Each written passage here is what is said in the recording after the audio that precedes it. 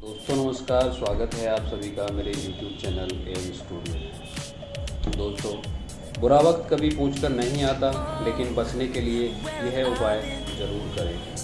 एक कहावत है, बुरा वक्त कभी पूछकर नहीं आता।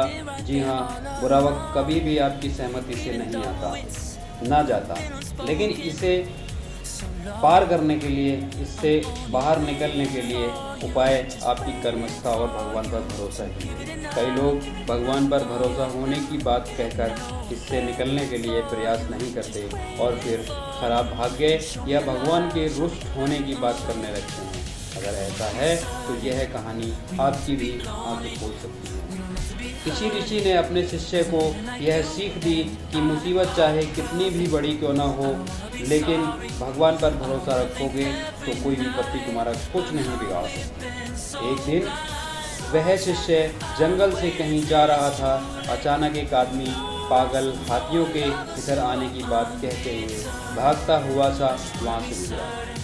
उसने ऋषि की बात याद की और सोचा कि मुझे भगवान पर पूरा भरोसा है, ये मुसीबत मेरा कुछ नहीं बिगाड़ सकती। थोड़ी देर के बाद उसका यह विश्वास गुस्से का रूप लेकर अपने गुरु ऋषि के सामने खड़ा था, क्योंकि जब पागल हाथी आए तो उसे धक्का देते हुए आगे बढ़ गए और उसे गिरने से चोट लग गई। उसने गुस्से में यह बात ऋषि अपने गुरु को बताई और कहा कि भगवान पर भरोसा करने की उनकी कही हुई बात बिल्कुल झूठी है और गलत है।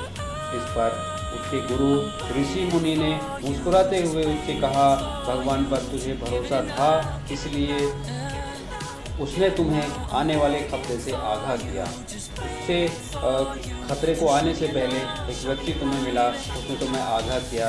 उनका यही संकेत था कि इस मुसीबत से बचो। इसके बावजूद परंतु तुमने वह नहीं किया और उस खतरे के बीच में आ गए। बावजूद इसके तुम्हारी जान बच गई और सिर्फ कुछ खरोंचे ही आई। अगर प्रयास करते तो यह भी नहीं होता। यही भगवान पर भरोसे का अर्थ है। शिष्य को अपनी गलती का ज्ञान हुआ और समझ आया कि भगवान पर भरोसे का अर्थ कभी आलसी बनना नहीं होता।